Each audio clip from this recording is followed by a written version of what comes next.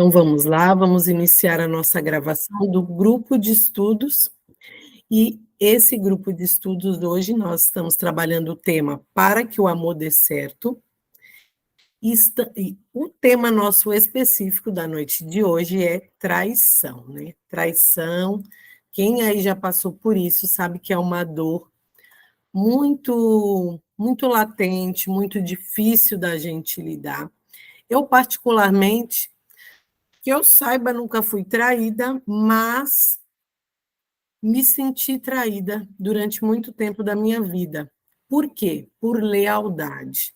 Por lealdade à mamãe, às minhas avós, que sofreram essa dor de uma forma direta.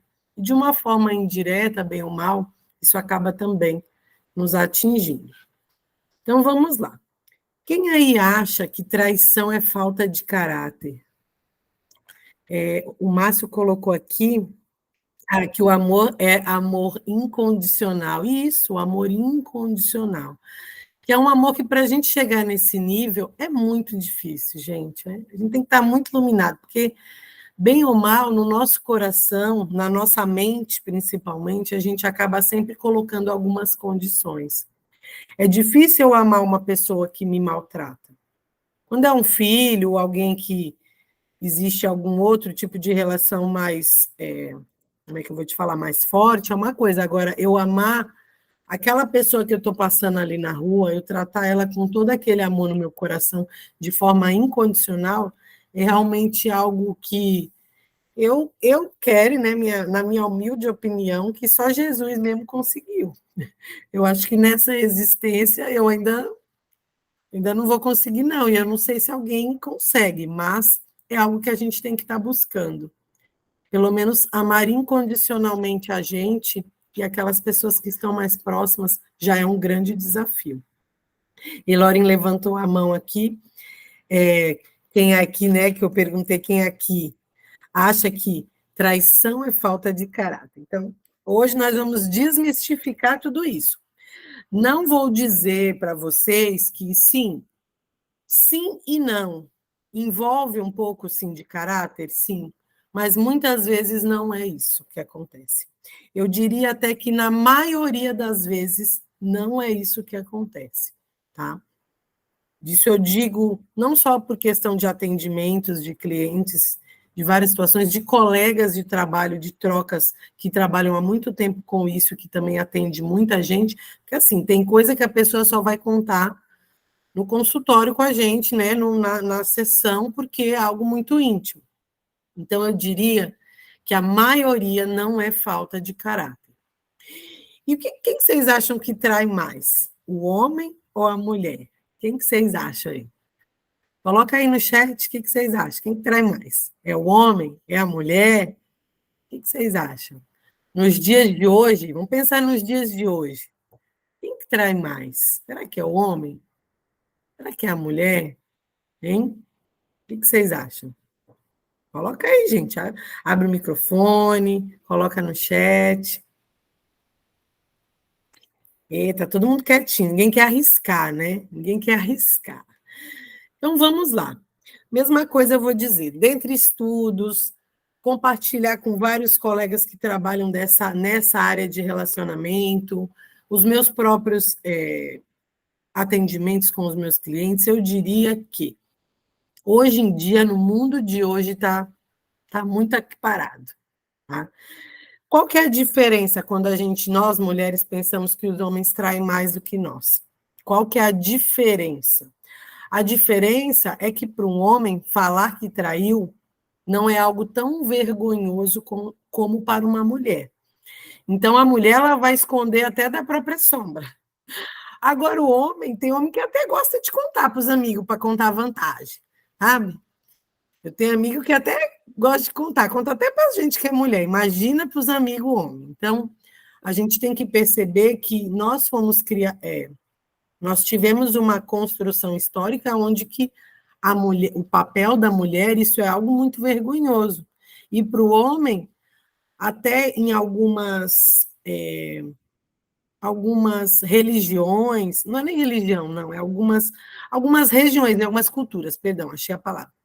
Em algumas culturas, isso é até socialmente aceito, né? A gente sabe que tem aquela coisa lá no Oriente Médio, que até mesmo na antiguidade, muitos homens tinham muitas mulheres, então, assim, culturalmente, isso é aceito em muitas sociedades. Mas, para a gente, que vive numa cultura onde a monogamia é o que é o certo, tá? Certo, assim, eu falo certo porque as constelações familiares, a visão sistêmica, ela é uma visão que choca alguns paradigmas. Por quê? Porque ela não trabalha com moralidade. Ela é uma abordagem amoral. O que isso significa? Aqui não tem certo nem errado. Aqui a gente vai olhar o quê? Para a raiz dos problemas. O que está causando? Qual é o movimento que está levando aquela pessoa a ir para aquela atitude e buscar qual seria o movimento, qual seria não, qual é o movimento de solução que a pessoa precisa fazer para mudar esses padrões, para encontrar um novo caminho. Um caminho, qual caminho? Um caminho mais saudável. Para quê? Para que os relacionamentos dê certo, para que as famílias dê certo, para que o amor dê certo, que é o que a gente está fazendo aqui. Gente, tá todo mundo quietinho, eu não estou vendo vocês. Então, existem algumas dinâmicas que estão ocultas. E eu vou começar, como já é de costume, compartilhando aqui um trecho do livro Para que o Amor Dê Certo, do Bert Hellinger. Eu vou ler, nós vamos conversar e depois eu vou entrar mais a fundo nessas dinâmicas, para que vocês percebam se em algum momento na minha vida eu passei por essa dor, qual foi a dinâmica que eu estava inserida ou inserido? Qual seria o motivo? E aí vocês vão começar a se perceber nessas dinâmicas. E quando, uma vez que eu tenho esse conhecimento, uma vez que isso é visto, não tem mais como ser desvisto. Então eu vou, a partir daquilo que eu estou entendendo, buscar esse caminho nos meus relacionamentos ou atuais, ou nos próximos, para quê? Para que isso não aconteça novamente, né? Porque não é o objetivo aqui de ninguém. Eloren, quer falar alguma coisa, minha linda? Pode abrir o microfone. Boa noite, tudo bem? Boa. É rapidinho, na verdade. Eu só queria. Eu votei nesse tema porque eu acho que eu tenho, não sei, um tabu, ou então eu tenho um preconceito com ele, assim, sabe? Eu não consigo mudar a minha mente em relação à traição. Em que Para mim é uma sentido? coisa imperdoável. Então, cada pessoa vai ter o seu valor. E aqui Sim, em nenhum momento eu vou falar assim, olha, você foi traída, você tem que continuar esse relacionamento, que não sei o quê. Não é isso que a gente, não é esse o nosso objetivo, tá? Até porque se o meu valor é esse, isso é forte para mim, isso é inegociável para mim, eu sempre costumo, quando eu trabalho com relacionamentos com os clientes, deixar muito claro o que numa relação é inegociável para você. E, de repente, se isso é inegociável para você, isso venha a acontecer em algum momento, espero que não, com certeza você vai querer sair desse relacionamento. Por quê? Porque aquilo não faz sentido para você, porque aquilo é um valor muito forte seu. Mas a partir do momento que a gente tem uma outra compreensão, é como eu estou te falando, é uma forma como eu posso evitar e, ao mesmo tempo, entender por que que eu passei por isso, tá? A gente vai hoje desmistificar essa coisa do bonzinho, da boazinha, da vítima e do algoz, tá? O vilão e a vítima. Porque só existe o vilão porque existe a vítima. E aí tem os motivos pelos quais isso acontece. Então, nós vamos lá. Espero que você hoje consiga se apropriar um pouquinho mais e talvez, quem sabe, mude de ideia. E eu vou te confessar que na sua idade, com certeza, isso era algo totalmente inegociável para mim. Totalmente, totalmente negociável. E é como eu falei, eu particularmente, na minha experiência de relacionamentos, eu nunca passei por isso, mas tomei a dor das minhas ancestrais. Então, hoje eu tenho uma outra visão. Independente se isso um dia fosse acontecer ou não na minha vida, hoje, quando vem casais para mim, para que eu oriente nesse sentido, essas pessoas vão ter uma clareza maior para tomar a decisão que tiver que tomar, tá? Então, vamos lá. Vou compartilhar aqui com vocês. Alguém quer ler? Alguém quer falar alguma coisa? Ai, será que foi? Espera aí. Não, uma guia. Está aqui.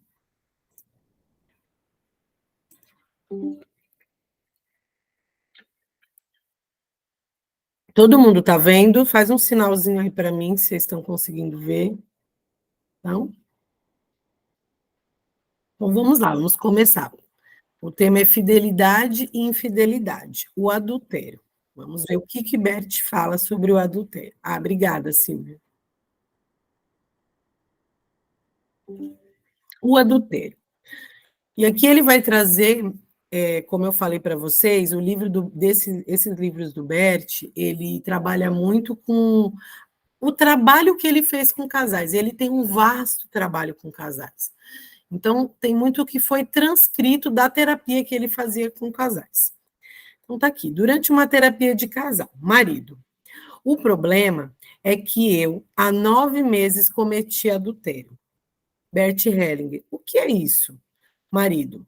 Tive um relacionamento com outra mulher. Bert.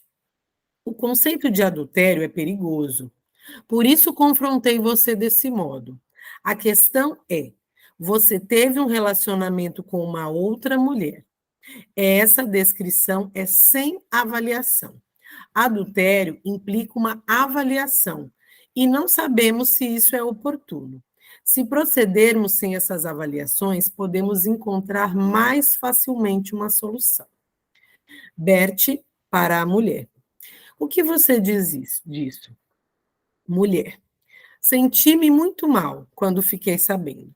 Posteriormente, entretanto, tornou-se evidente que muitas coisas mudaram e se desencadearam entre nós.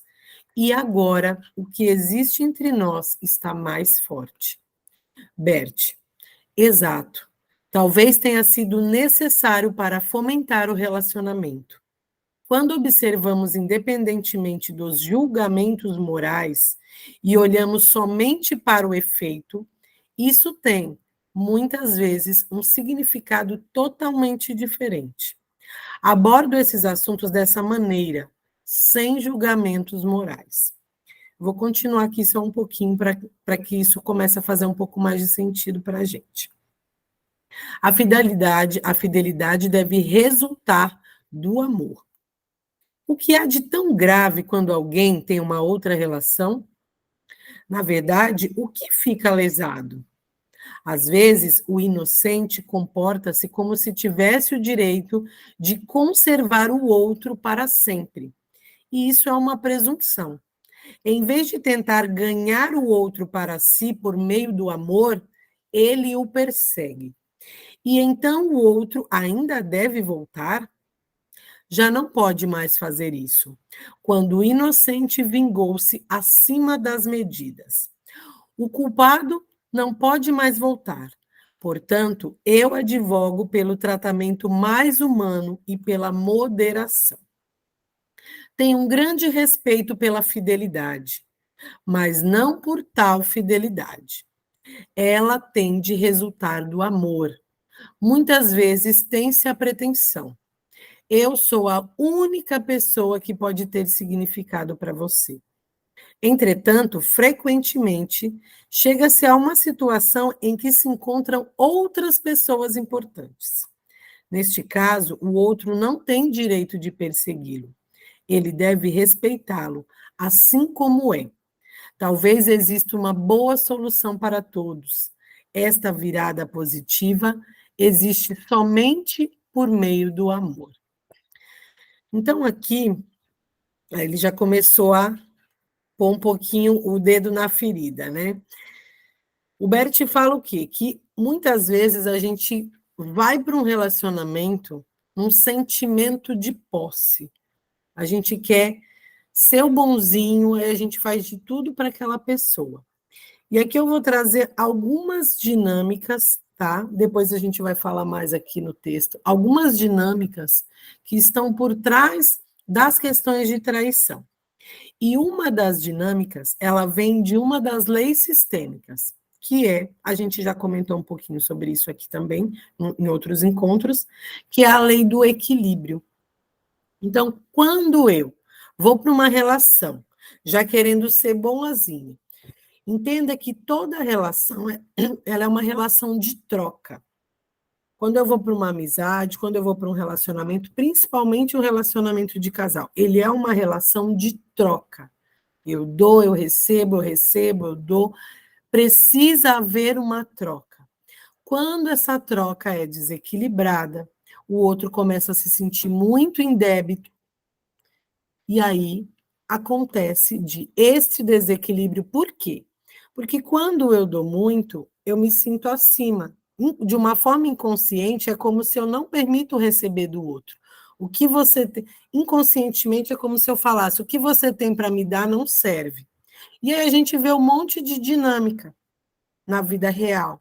Exemplo: a mulher está ali sobrecarregada, aí ela só reclama que o marido não faz nada. Eu vou falar mais de mulher porque é mais a nossa realidade aqui, tá? Mas os homens também podem perguntar, tá bom? Então a mulher está ali sobrecarregada no dia a dia dela, fazendo um monte de coisa, e esse homem não me ajuda em nada, esse homem não sei o quê. Quando o cara faz alguma coisa, mas ele não faz nada certo, mas não sei o quê. Aí dá um presente, mas não era isso que eu queria. Então, assim, não aceito as coisas que vêm do outro do jeito que é. Mas a mãe dele não sei o quê, mas a irmã, mas não sei o quê. Então, assim, eu não recebo do outro. O que tem no outro não me agrada. Então, só eu dou. E quando eu dou, eu me coloco. Quando eu dou demais na relação, eu me coloco num pedestal. Eu tiro a dignidade daquele que está lá embaixo. E aí, aparentemente, claro, vem as questões de caráter também, que pode segurar a pessoa no movimento, sim, de sair da relação. Quando a pessoa consegue sair da relação de uma forma mais fácil, tem pessoas que têm mais facilidade. Ela vai abandonar, que é o que o Bert vai falar aqui sobre essa coisa do medo de ser abandonado. Mas muitas vezes envolve filho, envolve dinheiro, é uma casa em comum, é não sei o que em comum, e a pessoa vai tentar se segurar naquela relação.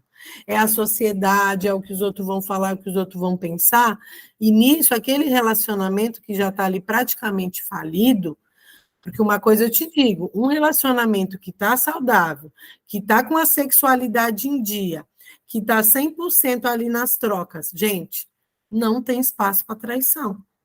Não tem espaço para traição. Então, essa dinâmica do dar e receber é uma das dinâmicas que causam essa questão da traição. Uma outra dinâmica é o filhinho do papai, aliás, o filhinho da mamãe e a filhinha do papai. O que significa o que a gente chama de dinâmica da filhinha do papai? A filhinha do papai é aquela mulher que ela fica na esfera masculina, ela fica na esfera do pai. E isso independente dela ter convivido com esse pai, dela não ter convivido com esse pai. Muitas vezes, se ela conviveu com o pai, aquele pai era maravilhoso, ou era um pai mais presente, e às vezes ela viu que a mãe não era tão presente assim, ela escolhe se manter na esfera do pai e não faz o movimento de voltar para a esfera da mãe. Nesse lugar de esfera do pai, essa mulher vai ter uma energia masculina muito forte. Ela vai ser uma mulher normalmente guerreira, às vezes hipersexualizada. O que é hipersexualizada? É aquela mulher que hoje em dia vai para não tá nem aí, né? Eu quero é ser feliz, eu quero curtir, eu quero enfim, sem julgamento, gente, entendendo que é o que está motivando aquela pessoa. Então, ela não está nem aí, ela consegue ter uma relação sexual sem envolvimento nenhum, ela fica de boa com isso, e nesse lugar, ela não está aberta para receber de um masculino saudável. E ali também, nessa dinâmica do filhinho do papai, da filhinha do papai, não cabe um outro homem, porque esse pai já está ocupando o lugar desse homem. Então, quando ela encontra um parceiro, o corpo vai, mas o coração já está com o papai. A partir do momento que ela se envolve com esse homem e começa a amar, entra um conflito. Ela entra nesse conflito de que eu não consigo amar, entregar meu amor para a mesma pessoa, né? O meu corpo e meu coração. E é nesse movimento onde ocorrem as triangulações. Isso é muito evidenciado no que a gente chama de traço de caráter rígido. Por quê? Nesse momento lá da menina de 5 anos, que ela tinha que voltar para a esfera da mamãe, ela não fez esse movimento, e às vezes é pelo motivo contrário. O pai tinha sumido, o pai desapareceu, ou o pai era muito ruim, né? Ou ela via esse pai, ou essa mãe falava muito mal desse pai. Então, o que que ela faz? Ela toma esse lugar do lado da mãe. Não, eu sou boa. Então, ela vai para esse lugar do masculino também. Então, existem várias dinâmicas. Como que eu consigo descobrir em qual dinâmica que eu estou? Vocês podem ir se percebendo e, ao mesmo tempo, para que eu consiga ver exatamente, claro, uma constelação familiar, uma terapia sistêmica, vai trazer mais clareza do seu caso. Mas só da gente conversando aqui, vocês já vão começar se percebendo em qual dinâmica que eu me encaixo. Essa mulher, normalmente, ela vai atrair o cara que é o filhinho da mamãe, que é o cara que não foi para a esfera do pai. Ou porque esse pai não estava, ou porque ele julgou que esse pai era melhor, ou porque essa mãe falava mal desse pai. Então, ela vai atrair justamente esse cara, que é um cara Dom Juan, que é um cara que, por quê? Ele somente só entrega o corpo, o coração já está com a mamãe. Então, esses homens e essas mulheres, eles até vão para relacionamentos, casam, têm filho, só que eles se sabotam para voltar para a esfera da mamãe e do papai. Que é assim, meu papai quer o certo, minha mamãe quer a certa. Eu sou melhor. Eu estou fora do meu lugar de filho. E muita outra dinâmica que também é em decorrência de tudo isso é quando num relacionamento, e aí envolve tanto essa questão da filhinha do papai quanto da lei do equilíbrio, é quando essa mulher ou esse homem, ele se coloca numa situação parental com o seu cônjuge. Por exemplo, a pessoa vai e começa a se colocar, a mulher no lugar de filha ou o cara no lugar de filho, porque às vezes é o cara que se coloca no lugar de filho para quê? Para a mamãe cuidar de mim. Ou a mulher que se coloca no lugar de filha para o papai cuidar de mim. Ou o contrário, a própria pessoa que está naquele lugar parental, eu me comporto como mãe do meu marido, como mãe do meu namorado. A gente também falou bastante sobre isso aqui. Eu tenho esse comportamento. Como? Dando ordem, falando o que ele tem que fazer, cuidando dele. Entenda-se o cuidar dele, não o cuidado de uma esposa, mas um cuidado como mãe. É diferente o cuidar da esposa. A esposa tem que cuidar do marido? Sim. Tanto quanto o marido tem que cuidar da esposa. Equiparados. Na verdade, não é nem assim, o marido cuida da esposa, a esposa cuida do marido. Ambos cuidam da relação de casal. Então, esse cuidado um com o outro é o quê? É em prol de algo maior que a relação do casal. Então, um vai cuidar do outro para quê? Para que a relação do casal cresça, para que o vínculo cresça. Só que quando um deles se coloca nessa relação parental, ou de pai, ou de mãe, ou de filho, ou de filha, começa o desequilíbrio. E esse desequilíbrio, o primeiro lugar que ele aparece é na vida sexual do casal. Começa a virar dois irmãos dentro de casa, ou começa a virar aquela coisa, sabe? Um fugindo do outro. E aí é o espaço que precisa para entrar uma terceira pessoa. Porque muitas vezes aquele homem não está olhando aquela mulher com desejo, com carinho, com atenção de mulher. Olhar, o homem olhar para ela como uma mulher. E o contrário também, aquela mulher não está mais, sabe, admirando aquele homem, não está achando. A coisa vai degringolando. Nada é por acaso, assim, foi do nada me traiu. Não, não foi. E aí, nesse movimento, chega alguém que olha para aquela mulher como mulher, que olha para aquele homem como homem, abriu-se espaço para essa terceira pessoa entrar. E essa terceira pessoa também está a serviço de algo, tanto das questões dela, porque tem mulher que só se interessa por homem casado, que só atrai homem casado, e vice-versa, tem homem também que atrai muita mulher casada. Então, entender que cada um tem a sua dinâmica. E depois eu vou falar um pouquinho sobre essa dinâmica do amante e da amante. Também existe dinâmicas por trás desse lugar. Por que que eu só estou neste lugar? Então, um dos motivos é esse, o traço de caráter. Deixa eu ver se eu esqueci de alguma coisa, eu fiz uma colinha aqui. O outro motivo é essa relação parental. E um motivo não menos importante é a lealdade ao nosso clã, que foi como eu falei para vocês, às vezes, aquele homem, todos os homens da família dele traíam, e por lealdade a esses homens, ele também trai. Às vezes, todas as mulheres da minha família foram traídas, e por lealdade eu também. Eu vou atrair um homem que também vai me trair, para que perpetue aquela dor no meu sistema. Então, se a gente parar para pensar bem, está tudo interligado. Mas são várias dinâmicas diferentes, mas ao mesmo tempo algumas delas se conectam, tá? Ficou alguma dúvida? Alguém quer perguntar alguma coisa? Todo mundo quietinho. Não estou vendo vocês. Como é que tá aí? Como é que chega essas informações? Vocês já sabiam, não sabia? Não concordo. Essa questão do não concordo, gente, aqui a gente não precisa nem concordar e nem discordar, tá? Eu quero apenas que vocês se mantenham abertos para perceber e depois, sem julgamento nenhum, vamos perceber isso.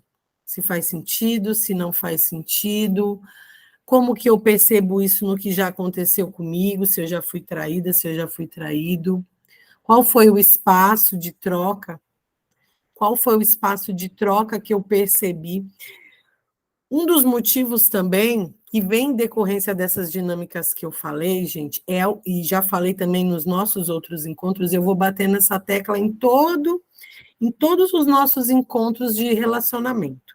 É a despolarização. O que é a despolarização? Que é esse movimento da mulher não estar no feminino, ela não está aberta, ela não abrir espaço para receber, para suportar aquele desconforto do cara não fazer exatamente do jeito que ela quer, do cara não ser exatamente do jeito que ela quer. Tá? E não é que com isso eu vou aceitar qualquer tipo de cara, eu vou aceitar qualquer tipo de situação, tá, gente? Cada um vai ver o que faz sentido para você, aquilo que eu falei para a Elore. Você tem que entender na sua vida o que é inegociável para você e o que é negociável, tá? Porque muitas vezes, e aqui, uma cliente há pouco tempo me procurou com essa questão de traição, e ela estava muito em dúvida se ela separava do marido ou não. Por quê? Uma outra dinâmica muito, muito, muito comum, que entra também na questão do filhinho do papai, que eu esqueci, do filhinho da mamãe. Algo muito comum também de acontecer no movimento de traição, e isso eu já vi acontecer assim com várias famílias, se vocês observarem, vocês vão perceber. É quando a mulher tem filho, principalmente quando o filho é homem, principalmente quando ela tem o filho, normalmente isso é mais comum no primeiro filho. Aquela mulher, ela fica tão ali voltada para a criança, que ela esquece da mulher. Ela esquece do papel dela de mulher dentro do relacionamento de casal. E aí infringimos uma outra lei, que é da hierarquia. E a lei da hierarquia, na lei da hierarquia, o casal veio antes do filho. E não é que ela vai deixar o filho para lá, não é isso. Mas tem mulher que põe o filho para dormir na cama do casal, que põe o marido para o sofá, que, sabe, que faz assim, é só o meu filho e pronto. Por quê? Na mente inconsciente dessa mulher, desse papel de mãe, normalmente já é a mulher que faz o papel de mãe do marido, aquela que quer mandar no marido. Nasceu meu filho, pronto, agora eu já tenho filho, agora eu já sou mãe, agora eu não preciso mais de você. E hoje a gente vê em muitas famílias um movimento de exclusão do masculino muito forte. Por que que existe esse movimento de exclusão do masculino? Porque a gente, nós mulheres, trazemos feridas ancestrais. O nosso feminino foi muito ferido pelo masculino. E aí disso resultou vários movimentos, movimentos de feminismo, guerra do sexo, essas coisas todas. Por quê? Em busca de resgatar.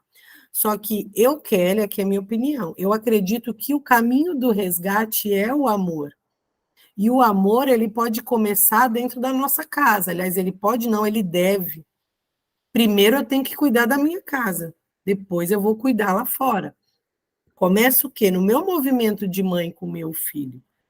Colocar aquele filho no lugar de filho e entender que o meu marido veio antes. E que aquele filho só existe porque existiu essa relação. E mesmo que não foi um casamento, existiu aquela relação, senão aquela criança não existiria. Aqui a gente está falando mais de relacionamento mesmo, né? Porque é o que mais ocorre na traição. Diga, Silvia, pergunte. Nesse caso, assim, né, onde o filho, Eu não né, estou te ouvindo a mãe, direito. tá me ouvindo? Peraí.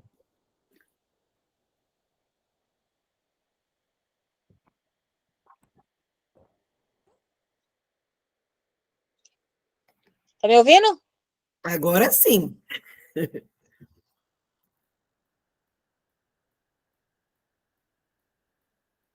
Silvia? Caiu. Alguém mais quer perguntar alguma coisa? Acho que ela caiu. Bom, alguém tem alguma dúvida? Deixa eu ver se eu esqueci de alguma dinâmica. Bom, basicamente é isso. Vamos retomar. Quais são as dinâmicas principais? Lembrando, gente, que essa coisa de, que é tal coisa na visão sistêmica? Nada é engessado, tá? Cada caso é um caso, tem suas particularidades, mas, de um modo geral, as dinâmicas principais são essas que eu pontuei para vocês, que é o que a gente mais percebe nas constelações e na terapia. A triangulação, ou da menina com o pai ou do menino com a mãe, a lealdade sistêmica das mulheres e dos homens, a hierarquia na relação de casal quando vêm os filhos, o equilíbrio de troca, essa reciprocidade afetiva, e uma outra coisa também, o pertencimento dos ex-companheiros. Também pode influenciar, tá? Todo mundo faz parte. Silvia ainda está por aí? Abre o microfone. Oi. Eu tava com o Bluetooth, não deu certo, eu tirei. Tá. Na hora de tirar, caiu tudo. Quando assim, acompanhando, né, várias pessoas assim, eu vejo que quando a mãe, principalmente no primeiro filho, como você falou, o filho ocupa um espaço muito grande, né? Normalmente não dá uma oportunidade para esse marido chegar, né? Ela se exclui, né? Exclui o marido e a vida é só mãe, ser mãe e ponto, né? Exatamente. Esse movimento acho que aconteceu durante muitos e muitos anos, né? Hoje já se tem mais a participação do homem na criação, né? Isso também influencia nessa mãe que vai também dar um pouco de espaço, né, para esse homem e depois tenta se ajustar aí como marido, né? Mas para o marido, isso também é um tipo de traição, não é? Sim. Já que ele firmou vamos dizer, ele firmou um contrato com essa mulher e a partir do momento que ela vira mãe, ela esquece ele. Então, acho que para ele também é uma traição, é um caminho de traição, não é? Sim. A gente costuma falar que todo traidor é fiel. Todo traidor é fiel na lei sistêmica. Por quê? Ele é fiel aos seus próprios desejos e ele é fiel ao seu clã. Então, o que que acontece? Quando a mulher, isso é mais comum com a mulher, por que a gente fala com a mulher? Isso é mais comum com a mulher. Quando a mulher entra nessa dinâmica, porque, na verdade, aquele bebê, quando ela entra nessa dinâmica de pôr o bebê no lugar do marido, já tem um buraco mais profundo aí. Ela está preenchendo algo com aquele filho. Ela está depositando naquele filho toda a esperança dela. Filhinho da mamãe, você vai ser o homem perfeito.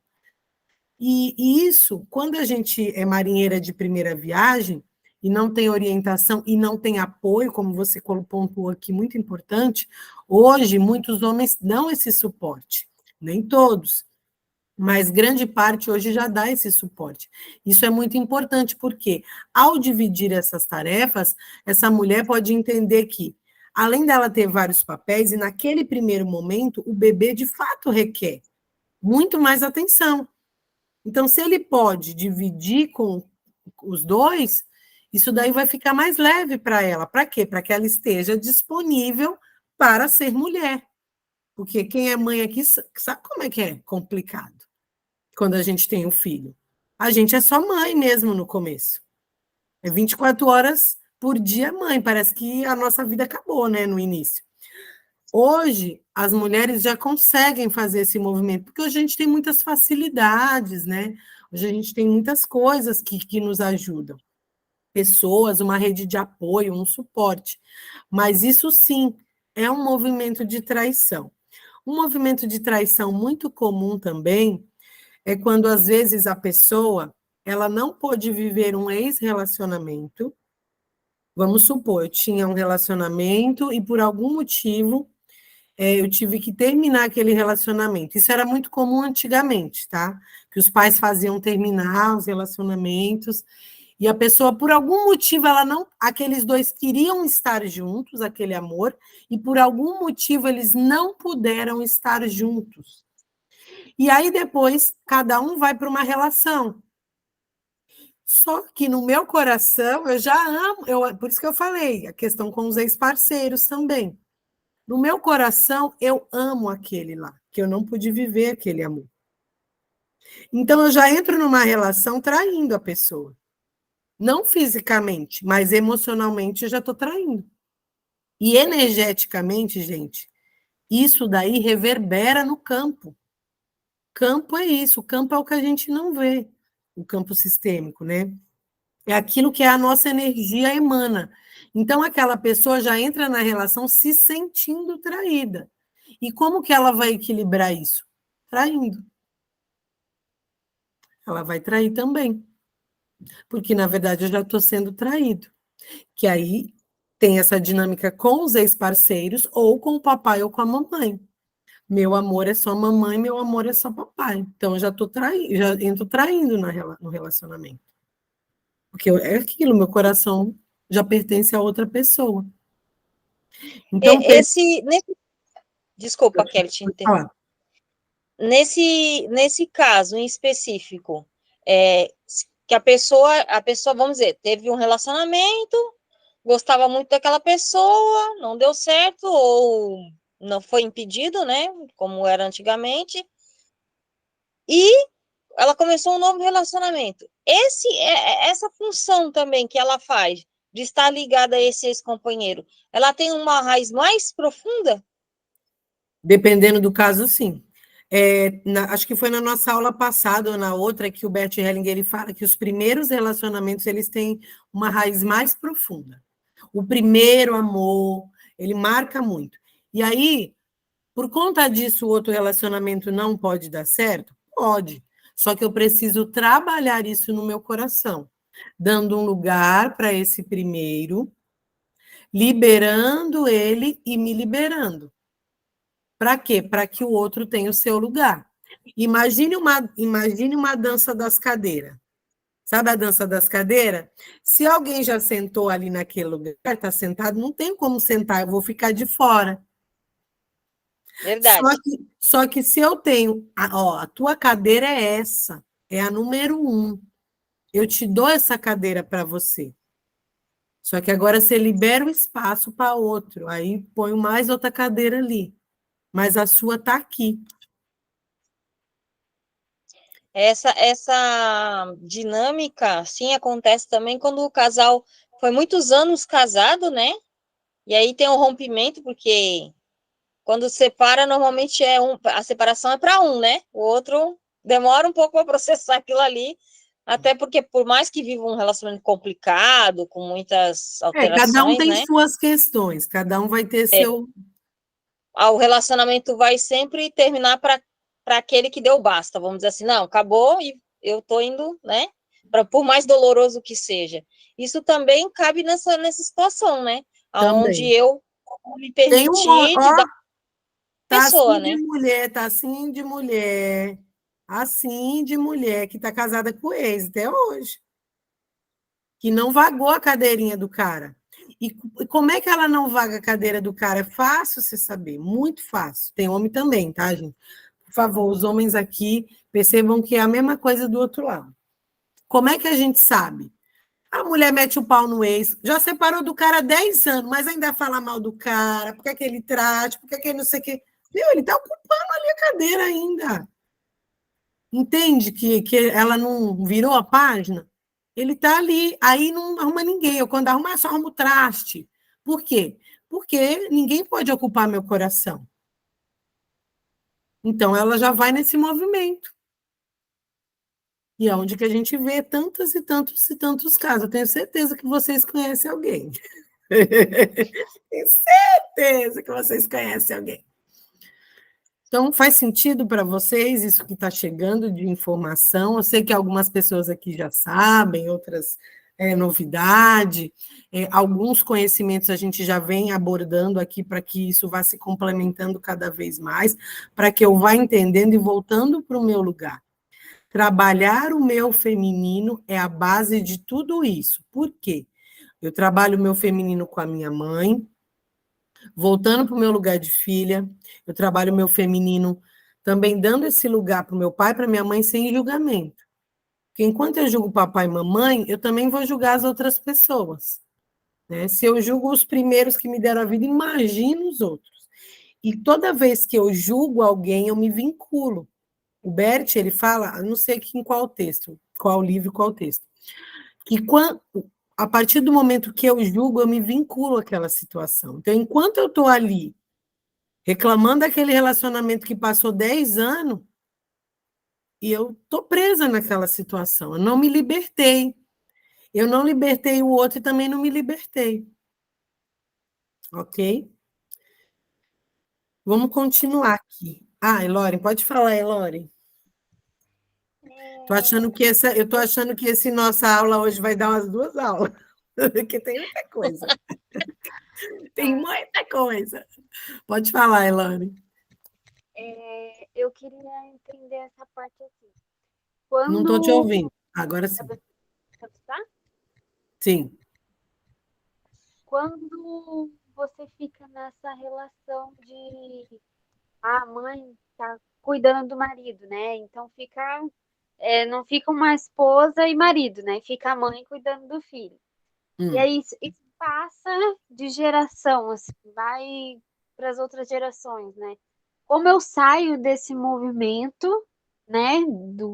Do filho cuidando da filha e assim vai, para não poder ter esse tipo de situação de traição, de um casamento que já começa meio falido, né? Rompendo com essas lealdades aí sistêmicas à mamãe. Indo para a esfera da mãe, mas sem julgá-la, sem achar que a mamãe foi fraca, ou foi isso, ou foi aquilo, mas deixando com ela o que é dela. E aí existe um trabalho, que é o que a gente faz nas constelações, na terapia, rompendo com essa lealdade, cortando esses laços de lealdade. Só que muitas vezes isso implica o não pertencimento. Eu corro isso toda vez que eu rompo com um laço de lealdade, a minha alma, ela quer ser fiel. É onde eu falei, todo traidor é fiel. A minha alma, ela quer ser fiel ao meu clã. Porque eu sendo fiel ao meu clã, eu vou para o movimento de inocência, que é o movimento da criança. Para eu não ser fiel, eu vou ter que ir para o movimento de culpa. E assim, é muito mais fácil 2 culpados se darem bem e esse relacionamento ter êxito, segundo o Bert Hellinger, 2 culpados têm mais êxito do que 2 inocentes, ou do que um inocente e um culpado. Porque quando eu vou lá, por exemplo, o movimento de perdão, eu vou perdoar, o cara me traiu, eu vou perdoar. Esse não é um movimento de solução. Ele vai falar aqui mais para frente. Eu vou perdoar. Na constelação, a gente não trabalha com perdão, tá? E sim com trocas. Num relacionamento de casal existem trocas e trocos. Então, eu dou o troco. Eu dar o troco, eu ir lá chifrar o cara também? Não. Não. Porque se eu fizer a mesma coisa, eu estou me vingando. É diferente dar o troco. Depois eu vou explicar para vocês o que é dar o troco. Porque quando eu dou o troco, eu saio do lugar de boazinha. Eu não sou mais boazinha. Eu dei o troco. Então, eu me sinto um pouquinho culpada também. E aí, ambas consciências culpadas, a gente volta a se equilibrar. Porque se o cara está culpado e você está inocente, ele está aqui embaixo, você está aqui em cima. A partir do momento que eu dou o troco, eu me sinto um pouquinho culpada, porque eu também faço uma merda para ele sentir o drama. E aí eu também estou um pouquinho culpada. Então, a partir desse movimento, eu começo a conseguir trocar de novo, porque assim ninguém consegue trocar nada. Relacionamento é troca e é equilíbrio. Então, eu preciso equilibrar isso. O Bert Hellinger, ele fala que o movimento, ele só começa a ter, ele só tem mais chance de dar certo quando ocorre a traição, quando a gente vai para esse movimento do troco. Se eu só perdoo, eu vou pegando a culpa tudo para mim. Eu sou boazinha, sou inocente. Eu desculpo você, eu desculpo você, eu desculpo você e foi embora. Entendeu? Porque eu sou a Madre Teresa de Calcutá. E isso é um movimento que o Bert chama de arrogância. Eu estou tirando a dignidade do outro. E vamos combinar que eu estou tirando a minha própria dignidade também. Porque, imagine só. Só que a gente foi educado para isso, né? Eu tenho que ser o bonzinho, eu tenho que fazer tudo para agradar. Para quê? Para ir para um movimento de autoimportância. E o movimento de solução, ele é um movimento que requer humildade. Humildecer, sair da esfera do julgamento. Pode falar, Silvia.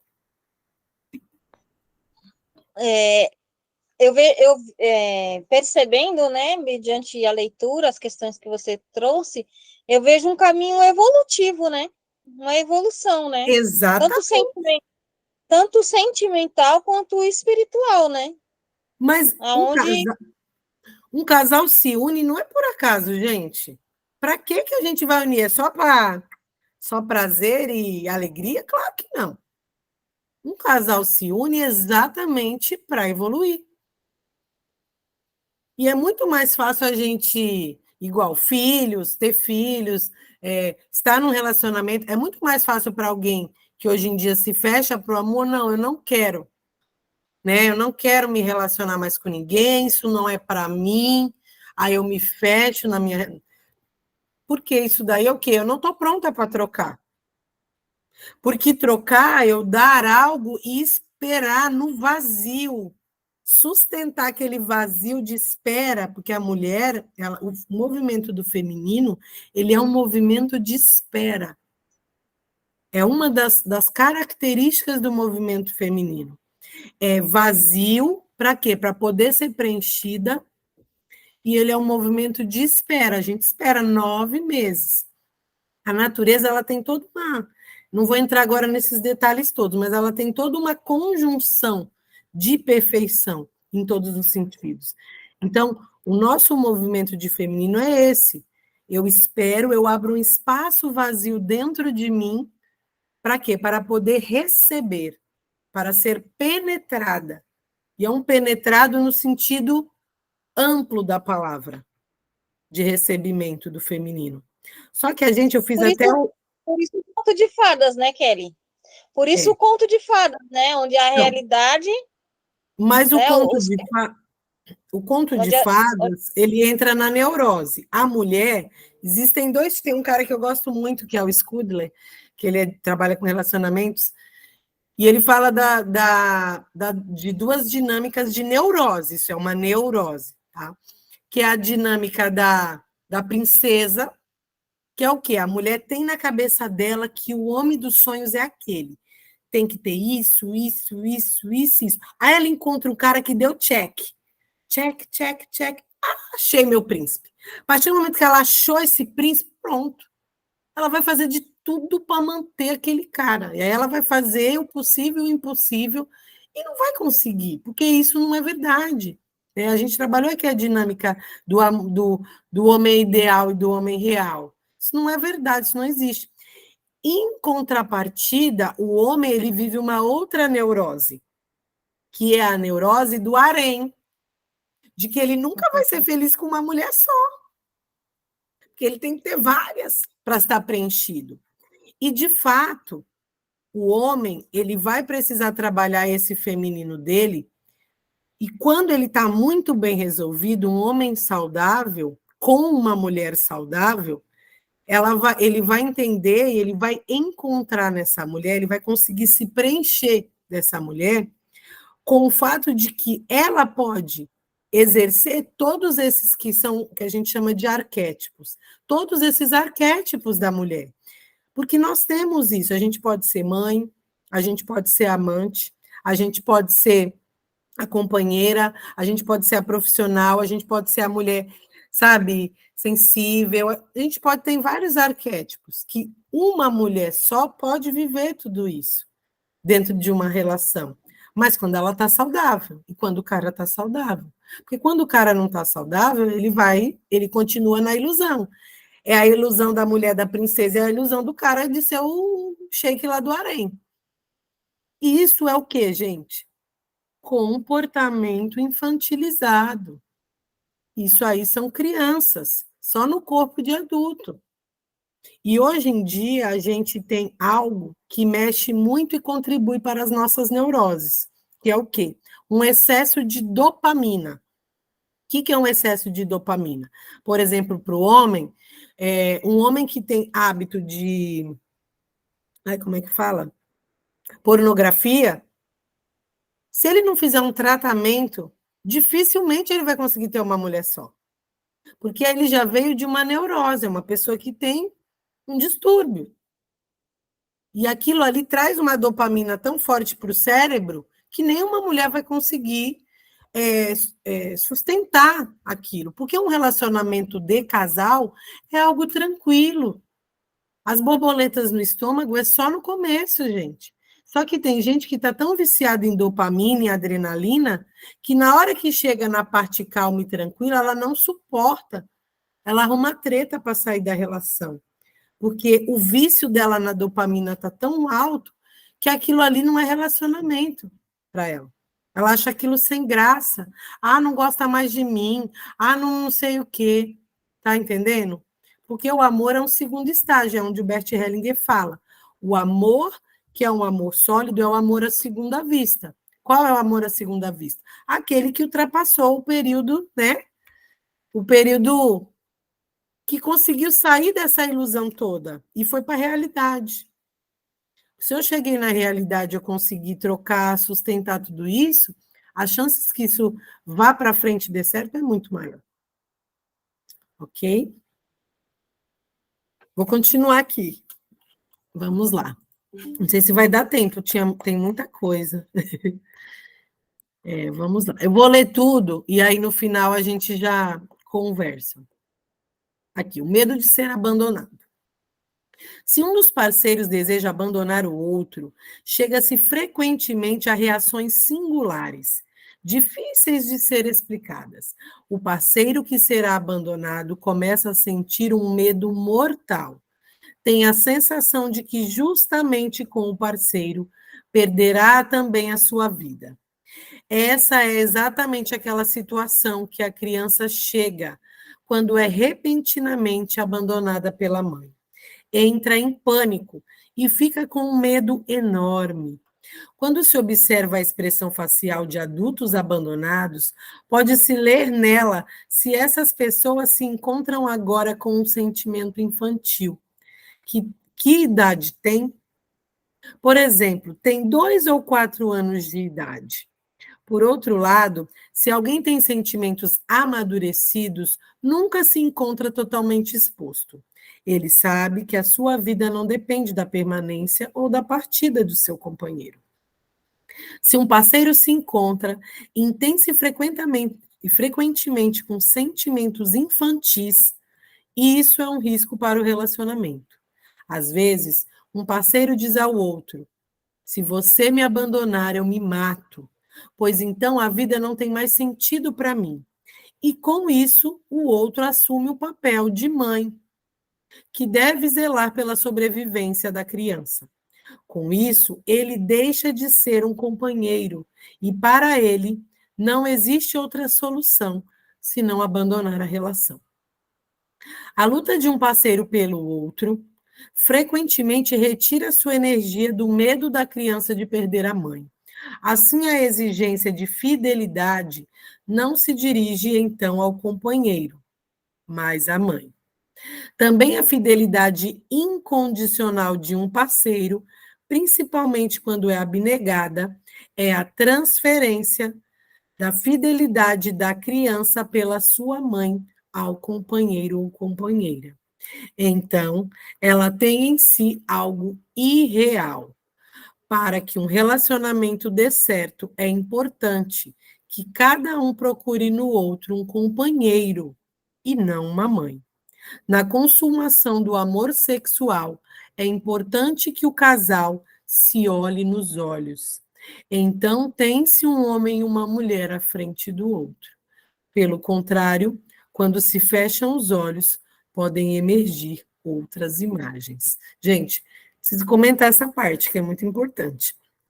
Assim como eu falei do caráter rígido, que é da análise corporal, como eu trabalho com essas duas abordagens, são abordagens que o Bert fala, mas ela se casa completamente, perfeitamente. Então, aqui ele fala do quê? Que é o que eu vou falar depois nas nossas próximas aulas dos níveis de amor.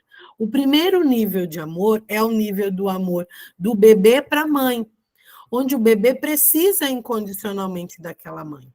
E quando ocorre algum trauma nessa fase oral do bebê, esse trauma ele gera uma ferida de abandono. O bebê ele sente e registra aquilo de forma inconsciente como um abandono. E ele vai levar o quê? Essa dor para os relacionamentos dele. Porque é aquilo que a gente já estava falando aqui agora mesmo. Eu vou atrair uma pessoa que é exatamente aquilo que eu preciso para evoluir. Então, eu vou atrair, se eu tenho uma dor de abandono muito forte, eu vou atrair uma pessoa que vai me abandonar, que vai tender a me abandonar. Para quê? Para que eu reviva aquela dor e para que eu cure essa dor. Para que eu busque curar essa dor com a minha criança. E como que eu vou curar? Terapia, resgatando essa criança daquele momento de dor. E às vezes são várias e várias sessões para a gente conseguir fazer esse movimento, tá? Então, esse é o match perfeito. Não existe, deu match, foi errado. Não, existe o match perfeito sempre. Então, a questão é o que em mim está sintonizando tudo isso. O que eu preciso olhar dentro de mim, da minha história, das minhas situações, das minhas questões, que eu ainda estou sintonizando esse tipo de relação, de situação, tá? E aqui o Bert dá também uma dica que eu acho muito interessante.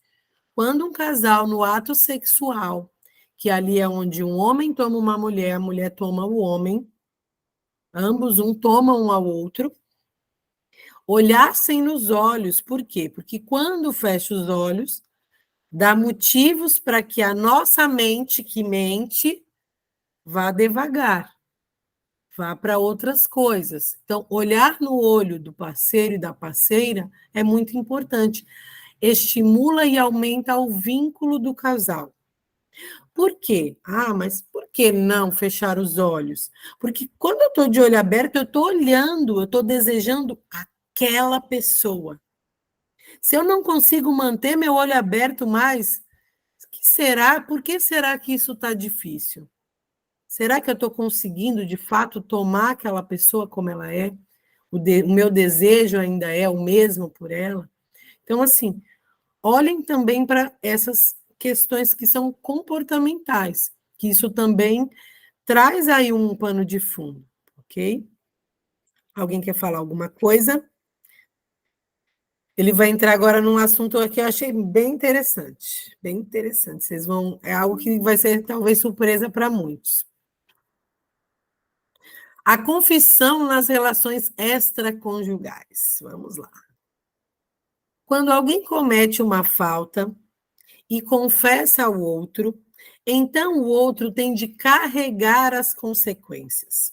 Por assim dizer, ele as transfere para o outro. A chamada sinceridade destrói a relação.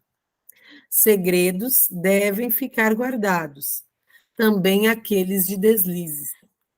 A solução consiste em colocar por si mesmo as coisas em ordem e carregar as consequências sozinho. Assim, o outro fica livre de cargas. Se quero compensar para que tudo fique bem outra vez, posso fazer para o outro algo de bom, em segredo, sem confissões. Isso é bem melhor do que confessar antes, provocando uma grande briga. Então, aqui vai entrar numa questão bem polêmica. O que o Bert fala aqui? É aquilo, né? Se o outro não sabe, ele não sofre. Se eu não sei, eu não sofro. Se eu não fui procurar e não fiquei sabendo, eu não vou sofrer. Porém, o movimento existe. E como a gente fala de campo, o campo sente.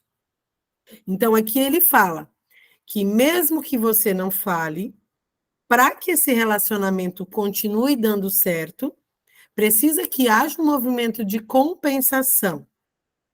Eu preciso compensar aquela pessoa de algo ruim que eu fiz, que é o que a gente vai conversar depois sobre o troco, dar o troco.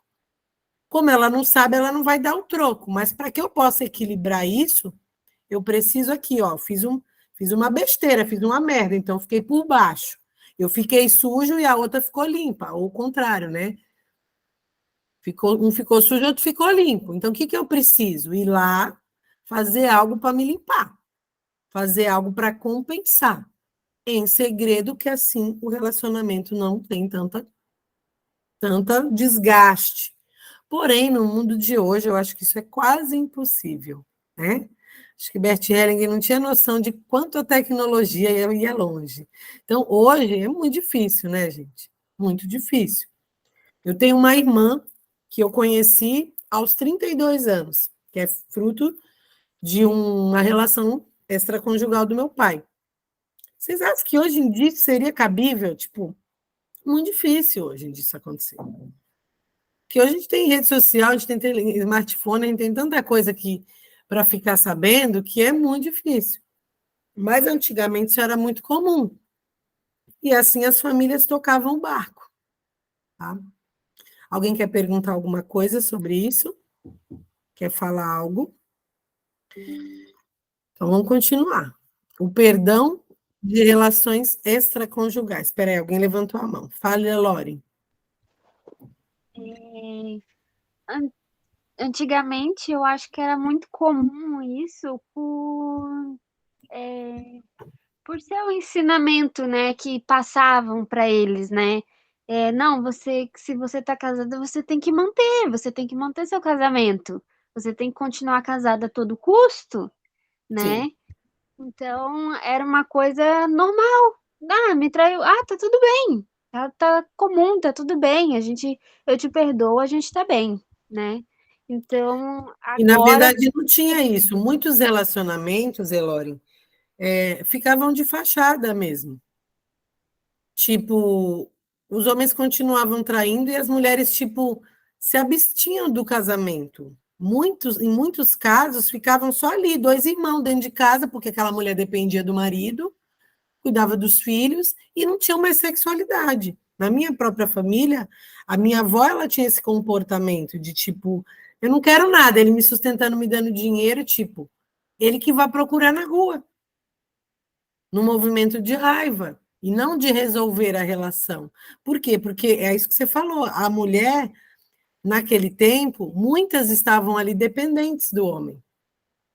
E quando eu estou dependente do homem, em um certo nível, se aquilo não é um acordo, aquilo é uma coisa que eu estou ali, mas eu não gostaria de estar naquele lugar, muito provavelmente, que a gente também não sabe, já vinha dessa relação parental, de um pai com uma filha. Vai saber o comportamento que tinha naquelas relações. Muito provavelmente já vem dessas dinâmicas também.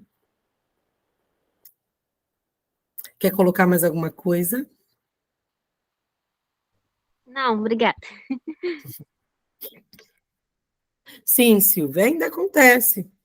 Bem menos que antes, né? Ainda acontece. Tem muitas mulheres que se colocam nessa condição de dependência e hoje tem muitos homens nessa condição, né? Não só mulheres, hoje tem muito homem também que está dependente da mulher, que está no movimento contrário. Vou colocar aqui, vamos ver agora sobre o perdão, que foi aquilo que eu falei, o Bert agora vamos ouvir com as palavras dele. O perdão nas relações extraconjugais. Se eu peço perdão ao meu companheiro, transfiro-lhe com isso a responsabilidade de fazer com que tudo fique bem. Por assim dizer, tudo depende agora do companheiro. Ó, estou te pedindo perdão, agora depende de você para continuar a relação, não depende mais de mim. Por isso, em geral, aquele a quem peço perdão fica zangado comigo. Ele se sente abusado. É semelhante à confissão. De uma hora para outra, aquele que, na verdade, nada tem a ver com a coisa, tem de agir enquanto eu fico passivo. Seria melhor se ele dissesse: fui injusto com você. Eu arco com as consequências. Sinto muito pela dor que lhe causei. E por meio dessas afirmações, ele fica equilibrado em si mesmo e pode agir imediatamente, e o companheiro é respeitado. Quem perdoa se encontra em posição superior. Quem perdoa um companheiro, por exemplo, devido a um deslize, diminui-o com isso. Assim, aquele que é perdoado talvez tenha de abandonar o companheiro para manter a sua dignidade. O chamado perdão tem efeito negativo. Pelo contrário, quando o culpado diz sinto muito, o outro pode anuir. Aqui ele vai contar uma história. Vou contar que é pequenininha. Participante, pois bem, se aquele ao qual eu digo que sinto muito não aceita essa frase e deixa a culpa comigo, tenho então de carregar essa culpa? Bert Helling diz, sim, eu carrego a culpa. Porém, tendo dito ao companheiro que sinto muito, mostrei-lhe respeito. Mas que isso não estou em condições de fazer. E aqui eu sinto muito, gente, tem que vir do coração, né? Não é da boca para fora que não vai resolver nada. Aí o participante diz: eu não tinha intenção de confessar, mas minha companheira percebeu que algo não estava em ordem.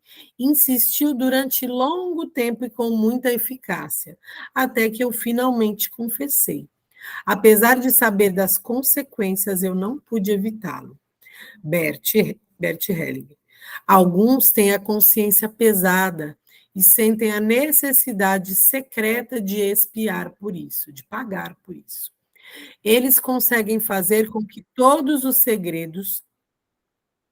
Espera aí, só um minutinho, gente. Tem alguém aqui. Vamos lá. Eles conseguem fazer com que todos os segredos venham à luz. Trata-se, entretanto, de uma pergunta essencial. Qual é a minha atitude em relação à minha culpa? Quero desfazer-me dela agora ou digo a mim mesmo que quero conservá-la até o fim da vida? Se a conservo, sem dúvida, não sou inocente, mas tenho uma força que não teria sem a culpa.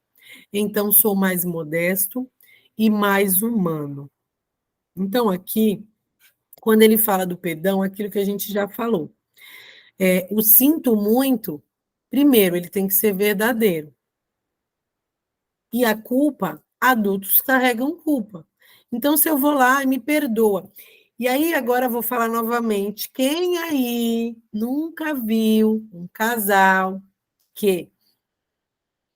Ah, eu perdoei. O que que o cara fez? De novo. Ou a mulher, de novo. Ah, eu perdoei, de novo. Por quê? Porque isso não equilibra a relação do casal. E aí o Bert fala que quando há esse perdão, muitas das vezes, o outro, o que foi perdoado, se sente que tem que abandonar a relação. E aí, como que ele vai conseguir abandonar essa relação? De N formas. Ou começa a começa a degringolar mesmo o relacionamento. Geralmente, a pessoa que perdoa, ela fala, perdoei, mas ela sempre joga na cara ou lembra do problema. É diferente quando a pessoa consegue dar o troco. Se eu dou o troco, eu também me sinto culpada. Então, poxa, eu posso até lembrar, mas eu lembro também que eu também fiz uma coisa. Então, eu começo a equilibrar a relação. Então, ele fala, quem perdoa fica numa posição superior. E se o outro não aceitar o sinto muito? Eu vou carregar minha culpa. Adultos carregam a culpa.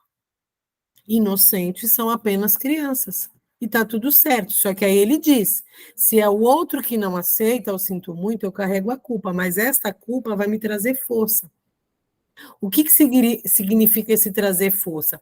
Força de entendimento, para que talvez numa próxima vez eu não cometa o mesmo ato de antes, para que consiga haver um entendimento ali dentro da minha alma, do meu ser, para conseguir sair desse padrão de traição. Alguém tem alguma dúvida? Espera aí, deixa eu ler toda a pergunta da Bruna. Uma traição é considerada uma traição a partir de quê? Como acontece esse movimento de consciência? Olha, é um movimento bem complexo, porque, como eu falei, muitas vezes eu mesma me traio. Quando que eu me traio? Não fazendo aquilo que eu não quero, fazendo coisas que eu não quero fazer para o outro, dizendo sim quando eu quero dizer não. Então, existem vários movimentos de consciência onde eu estou vibrando nessa traição. E tem essas outras todas dinâmicas que eu coloquei aqui para vocês. São N situações onde a minha consciência já está naquele movimento da traição. Então, tudo isso é considerado traição. Tá? O esconder, igual ele fala assim, não contar. O esconder é uma traição? É. Às vezes eu escondo uma coisa que vai, eu não traí sexualmente o meu parceiro, né? Fisicamente, amorosamente, mas eu traí de uma outra forma, né? Vamos lá pegar a historinha de Judas, né? Foi uma Judas na situação com a pessoa. É uma traição. Não deixa de não ser uma traição. É um movimento de traição. Fez sentido, Bruna, isso? Ou ainda tem mais alguma coisa que você gostaria de entender mais profundamente? Tá? E aí tem N nuances, gente, porque cada caso é um caso, né? Se eu percebo que eu tenho sempre esse padrão de traição, só que eu ouvi toda a live, Kelly, mas eu não entendi, eu não me vi em nenhuma situação dessa. Aí a gente precisa olhar com mais profundidade, porque é difícil a gente olhar para a nossa própria dor. A gente tem os nossos pontos cegos, é difícil a gente conseguir olhar. E aí o movimento sistêmico das constelações, ele traz o quê? Ele traz isso à tona. Né? A gente vai coloca aquilo no campo, não tem como eu não ver. Embora muitas pessoas vejam, mas ali no íntimo também não quer aceitar aquilo também, porque a mente não permite ver e aceitar a realidade. E aí são questões, neuroses, uma série de coisas, porque quando eu falei das neuroses lá do homem e da mulher, existem várias outras neuroses, tá, gente? Mas quando eu coloquei aquelas duas principais neuroses ali, o que é aquilo? É um movimento fantasioso da minha mente que cria algo que não existe. É um movimento infantil e fantasioso. Então, acontece muito. A nossa mente ela vai tender a fugir para algo que não nos cause dor. Então, eu vou tender, às vezes, se eu olhar para uma realidade que não é, que eu não suporto, muitas vezes eu vou mentir para mim mesmo. Ninguém nunca viu isso acontecer por aí, porque eu já vi bastante. Gente que mente para si mesmo. Por quê? Porque aquela dor eu não estou pronta para olhar, eu não vou suportar, não estou suportando. E aí precisa de um movimento terapêutico. E nem todo mundo está disposto, tá? Porque às vezes a pessoa não está pronta, ela não está preparada para olhar para certas coisas. Acho que já está acabando aqui. Cadê? Coloquei, a gente já falou essa parte, né? Onde a pessoa quer se desfazer da culpa. Então, reconciliar-se e começar de novo. A reconciliação é um valor, o perdão não. A não ser que ambos os parceiros perdoem-se mutuamente. Se um casal agiu mal um com o outro, e mais tarde dizem-se, perdoamo-nos mutuamente. Então, nenhum dos dois se coloca em posição superior. Pode-se também dizer, nós nos reconciliamos. Isso significaria, permitimos-nos começar de novo. Isso implica que não se retorne mais ao que passou. Tem de ficar no passado. E como um novo começo, essa é a verdadeira reconciliação. Então, aqui a gente volta naquele ponto que eu coloquei do troco. A partir do momento que eu vou lá, e quando o Bert fala em dar o troco, para equilibrar, não é eu vou fazer a mesma coisa, eu vou lá e vou trair, né? Fui traída, vou lá e vou trair o meu companheiro. Não. Mas eu posso fazer algo que vai ferir ele, mas um pouco menos do que a traição, para que esse equilíbrio volte. Porque se eu faço a mesma coisa, ou algo pior, eu estou num movimento de vingança. E este movimento de vingança, ele é um movimento negativo. Se o outro se sente muito culpado e vem nesse movimento de pedir o perdão para quê? Para eximir de sua culpa, a própria pessoa pode iniciar um movimento de compensação dentro dessa relação. Mas se a outra vai lá e compensa, como que isso pode acontecer, gente? A gente já viu isso aí. Às vezes a mulher vai lá naquele momento de fúria, o cara amava o carro que ele tinha. Ela vai lá e quebra o carro do cara todo. E às vezes você vê que depois eles voltam e fica bem. Ela pega o cartão de crédito do cara e estoura. Estou falando de mulher, tá, gente? Mas entenda-se também o contrário em N situações. Tipo, algo que é valioso para outra pessoa, eu vou lá e também vou ferir o outro, né? De alguma forma. Então, aí eu permito que haja esse equilíbrio. Porém, quando o Bert fala aqui de reconciliação, que isso sim é um valor no relacionamento, ele deixa muito claro que isso fique no passado e não volte. Se eu fiquei remoendo o problema e toda a briga eu vou jogar na cara, acabou, gente. Essa relação está fadada ao fracasso. Porque assim, eu te perdoo. Só que aí sempre está lembrando e sempre está jogando na cara. A outra pessoa é óbvio que vai entender. Não existiu perdão nenhum ali, gente. Foi da boca para fora. Então, assim, melhor do que o perdão, na visão do Bert, é a reconciliação, onde ambos se perdoam mutuamente e vamos, pelas compensações que fizeram, um porque aprontou, o outro que foi lá e também deu troco. Então, vamos nos perdoar e vamos o quê? Começar uma nova relação do zero. Põe uma pedra no assunto e acabou. Vamos olhar para frente. Se eu ficar olhando para trás, essa relação não tem futuro. Silvia, pode falar. Eu lembrei de uma história, né, que antigamente o pessoal, o marido, né, que se sentia lesado, traído, alguma coisa assim, ele cortava o cabelo da mulher, porque o cabelo era vaidade, né? Então, é uma forma de troco, porque é algo que é valioso para aquela mulher.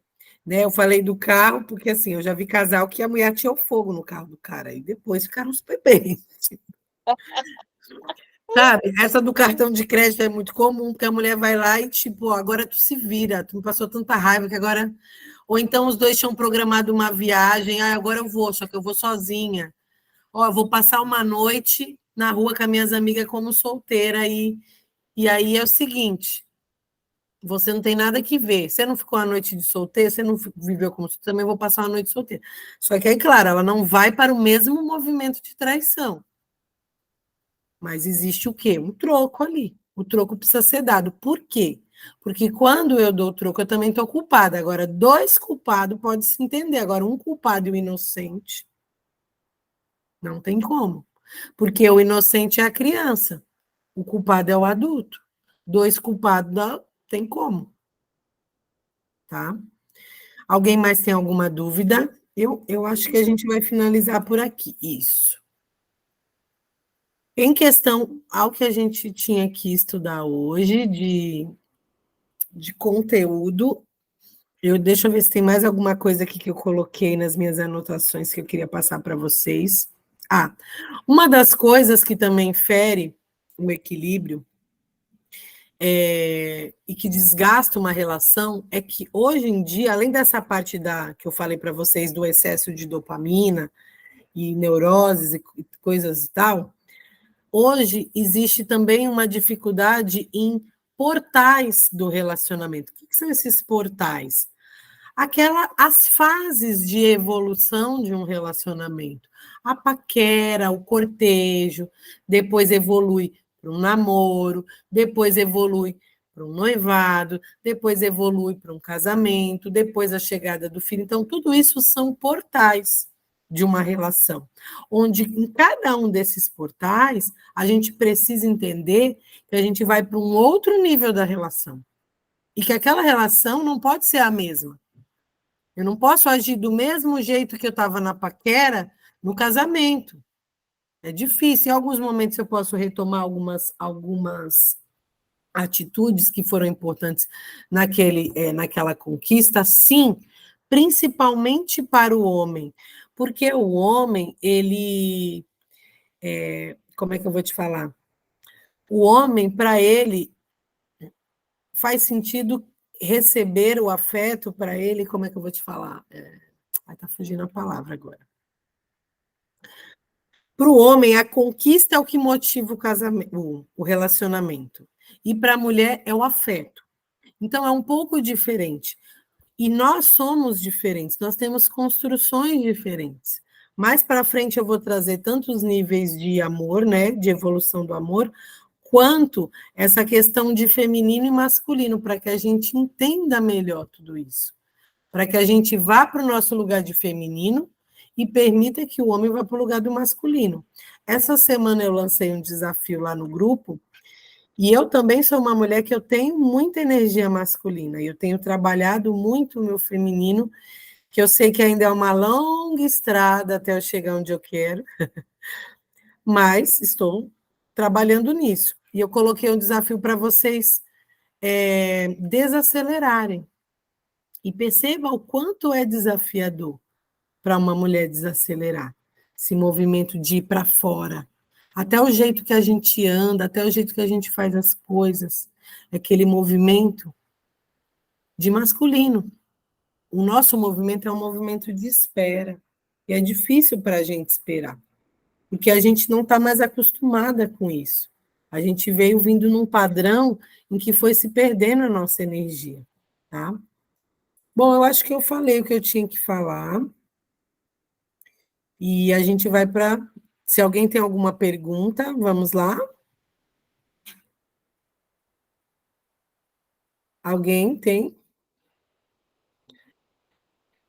Outro movimento aqui também que a gente percebe, deixa eu colocar aqui agora, lembrei, é que hoje existem muitos relacionamentos objetificados, onde o outro se torna um objeto, ou a pessoa vai em busca de um objeto naquela relação. Então, às vezes, o homem vai em busca do sexo e a mulher vai em busca de posse. Então, ela tem aquele sentimento de posse.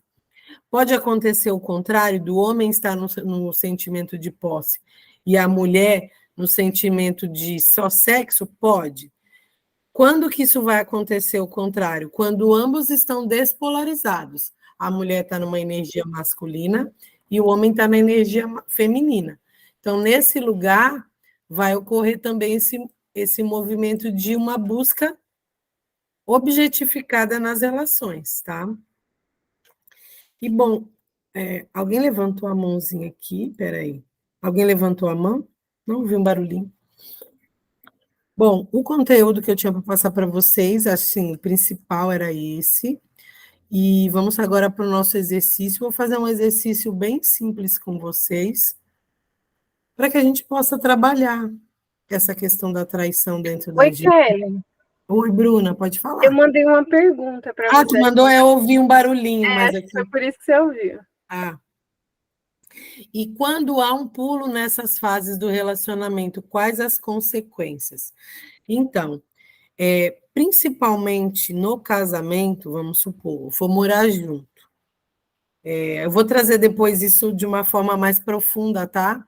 Porque o Bert Helling, ele fala que quando a gente vai morar junto e pula essa fase do casamento, ou do namoro, aquela coisa toda, não oficializa, eu não passo por esses portais, por esses rituais, ritos de passagem, e essa ritualística, ela era importante desde os nossos primórdios. Então, o sacramento do matrimônio, num caso de religioso, alguns ritos de passagem, eles são importantes para nós, em termos culturais e até em termos inconscientes também. Por quê? Porque a gente já vem desse padrão. Então, não sei se seria essa a pergunta, porque cada caso é um caso. Mas, por exemplo, quando eu vou morar junto e eu não caso, é como se internamente eu estivesse esperando algo melhor, segundo Bert Hellinger. Porque quando eu estou certo daquilo que eu quero, eu vou dar um passo a mais. Então, assim, o cortejo ele tem que acabar e virar namoro. O namoro ele foi feito para acabar e virar casamento, né? Ou o noivado, que o noivado até podemos até dizer uma fase simbólica, que seria aquela preparação para o casamento. Hoje em dia a gente vê que quase não ocorre mais. Mas toda essa simbologia ela é importante, principalmente para a mulher.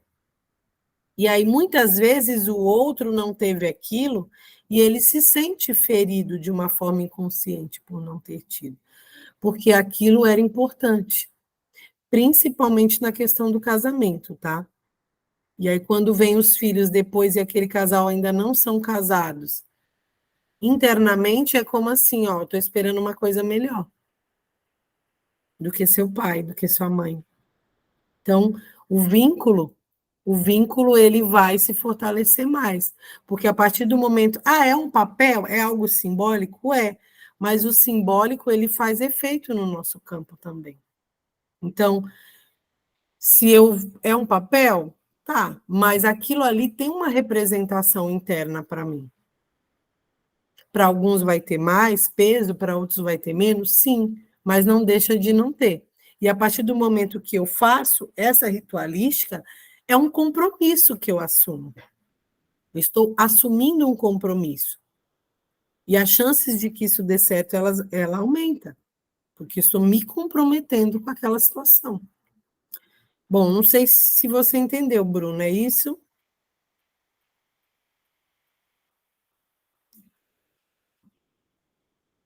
Todo símbolo tem uma função arquetípica? Normalmente, sim, Márcio. Eu não sou uma conhecedora tão profunda de arquétipos, tá? Conheço um pouco, já estudei um pouco, não é assim, não conheço com profundidade. Porque quem vem dessa simbologia arquetípica, com que tudo, de uma certa forma, ele vai ser toda a parte simbólica dessa questão arquetípica, sim. Normalmente, sim, tá? Não sei se eu respondi sua pergunta também. Me digam aí, gente. Porque através, inclusive tem um livro do Jung que ele fala sobre essa simbologia, né? Os símbolos e os arquétipos. Então, eles estão sim interconectados de alguma forma. Elorin, pode falar. Kelly, quando antigamente também tem bastante isso na igreja evangélica também. Não estou te ouvindo. Tá escutando? Agora sim. Antigamente tinha muito isso, e na igreja evangélica tem alguns, né? De aquele movimento de escolher esperar, sabe?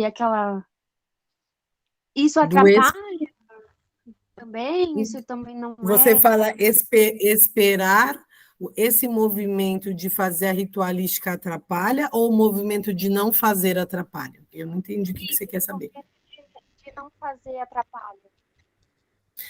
Pode atrapalhar, é uma possibilidade, tá? Como eu falo sempre aqui, nada, gente, é engessado. É 100% isso. Nossa, meu relacionamento não deu certo porque eu não noivei, porque eu não sei o quê. Não, não é bem isso. Mas pode sim, porque às vezes aquilo era um valor muito importante para a pessoa, por exemplo, para a mulher.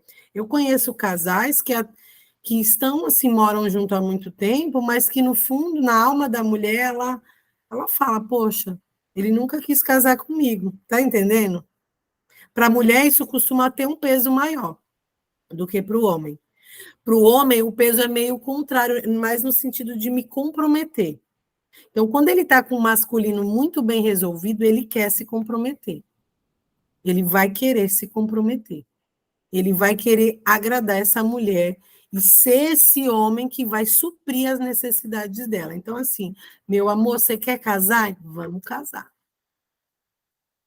E aí é o relacionamento que está saudável, tá? Não sei se respondi a sua pergunta, Elore. Elore, Obrigada. tá?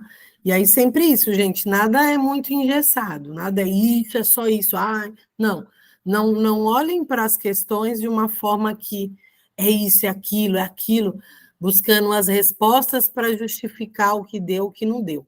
Mas somente para que a gente possa ampliar nossa consciência e trazer uma compreensão maior. O que eu posso fazer para melhorar agora? O que eu posso fazer para tornar meu relacionamento, né, mais interessante, para que o amor, como o Bert falou lá no início, para que o amor seja a premissa. E eu não tenho que ficar preocupada se alguém vai me abandonar, se alguém vai me trair, se alguém nada disso. Minha preocupação é o quê? É em dar e receber esse amor. Só isso. E eu sei que é difícil, gente. Não é fácil, né? Estar nesse lugar, né? Vamos combinar. Mas a gente tenta, né? E a gente continua tentando, e enquanto a gente tem vida, temos esperança, e vamos tentando e evoluindo. Eu acho assim, cada dia a gente vai subindo um degrau. Se a gente olhar lá para cima, que é o nosso objetivo, é importante a gente não perder de vista, sim, mas é importante a gente reconhecer o degrau que a gente subiu. Tá? Porque se eu ficar só olhando que ainda falta muito para eu chegar onde eu quero chegar, para eu ter o que eu quero ter, eu não reconheço a minha jornada. Eu não reconheço o quanto que eu já estou evoluindo nesse processo. E eu tenho certeza que aqui, ó, a galera que está aqui desde o começo, que tem vindo sempre, não é mais a mesma de quando a gente começou. Já muitas coisas já ampliou. Já primeiro vem aqui, depois a gente vai indo para a parte comportamental. Eu posso fazer o contrário, o comportamento primeiro? Posso, mas vai ser um pouco mais difícil, porque a gente já tem um hábito. A gente já está naquele hábito. É mais difícil quando a gente tenta mudar o externo, porque eu já estou tão condicionada àquilo que eu já vou no piloto automático. Agora, quando eu consigo mudar dentro, que é desafiador, mas aí fica mais fácil para mudar fora. Então, qual que é o ideal? Um conjunto, né? Eu vou fazendo os movimentos internos, vou ampliando minha consciência e vou também buscando fazer esse movimento externo. Fiz um movimento em relação ao meu parceiro. Ele não me retribuiu. O que eu faço? Espero. Espero. Eu vou lançar mais desafio lá no grupo para a gente ir trabalhando esse feminino, tá, mulherada? Ah, a Bruna falou aqui, ó, a Silvia falou verdade, que mudou. A Bruna já percebeu que facilitou muito, ó, por ter esse apoio. Que bom, eu fico feliz, porque assim, o meu intuito aqui nesse trabalho é exatamente esse. Aqui é um trabalho de doação, no sentido de que não que eu quero ser maior do que vocês, nada disso, mas que para mim é o meu laboratório. É o meu laboratório. É o meu laboratório, assim, é uma forma também de eu estar divulgando o meu trabalho, óbvio, né?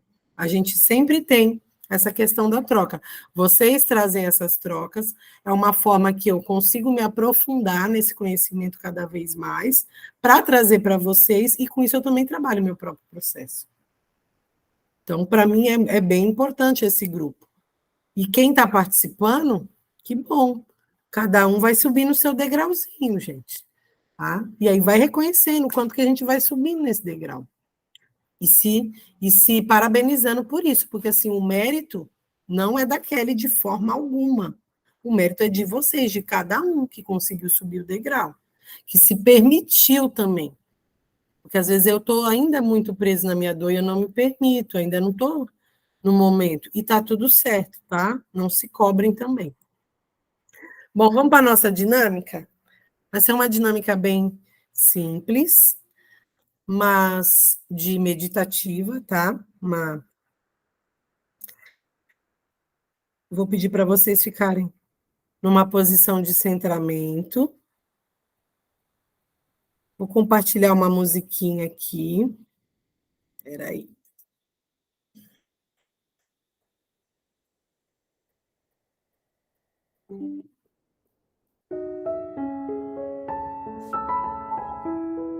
Agora é o momento para a gente colocar-se numa posição de centramento,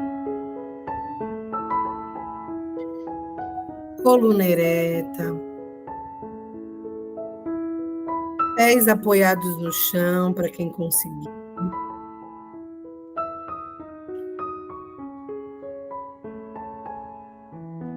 Respira profundamente, entre em contato com o seu corpo.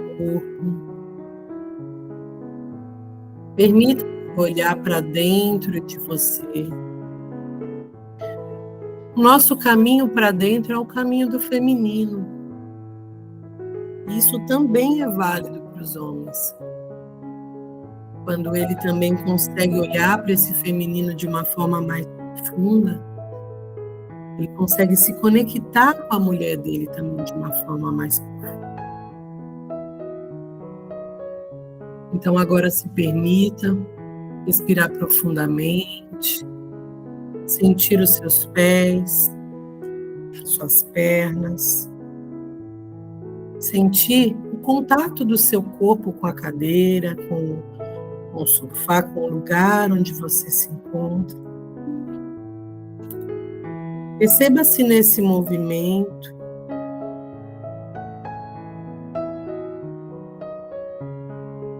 Traz atenção para o seu coração. Perceba quais são as dores que esse coração carrega. Quando você pensa nesse movimento de hoje, da traição, que dor é essa que eu carrego? De ter sido traída ou traído? De ter medo de ser traída ou traído? Por que será que eu tenho esse medo? Será que esse medo é meu mesmo? Ou será que quando eu penso nesse medo, remete a mim? Perceba também que talvez eu já traí. Eu carrego uma culpa profunda. E nesse momento, se em algum momento você foi para este movimento de traição, perceba que, com este conhecimento que você recebeu hoje, com este entendimento que você tem agora, permita-se ao auto-perdão. Permita-se assumir sim a sua responsabilidade.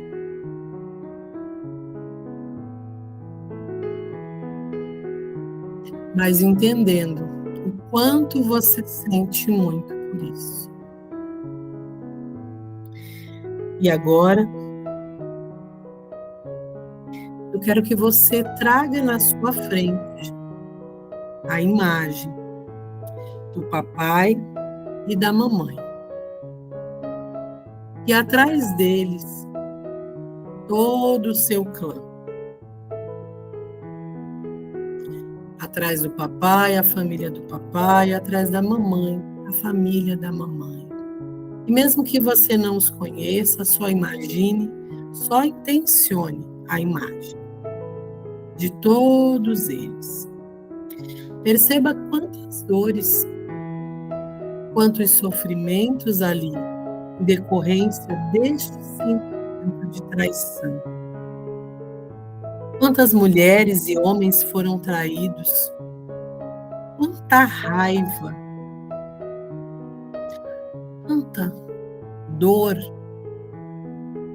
envolvida nesse movimento. Quantos excluídos, frutos dessas traições que existem ali. E eu quero que você para todos eles agora. Eu vejo a dor de vocês. E eu sinto muito. Eu dou um lugar no meu coração para tudo e para tudo. Eu digo sim para todas essas histórias, pois foi através delas que eu cheguei até aqui. E agora olhe para o seu pai, se você é mulher, ou até se você é homem, e diga: querido pai, eu abro mão, a partir de agora, de quaisquer julgamento. Você é o grande e eu sou a pequena. E agora, se você é mulher, você vai falar para o seu pai: Pai, me abençoe se eu for para o lado de minha mãe, para ser mais mulher. Caminhe em direção à sua mãe, mulheres da sua família. E perceba o que você sente, estando nesta esfera do feminino. Perceba no seu corpo se é leve, se é pesado. E agora, para você que é homem, olhe para a sua mãe.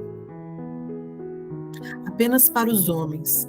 Olhe para a mamãe e diga: Mãe, me abençoe se eu for para o lado de meu pai, para ser mais um.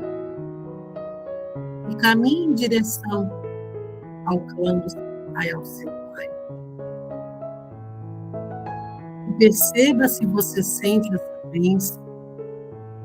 Perceba o que você sente nesse lugar.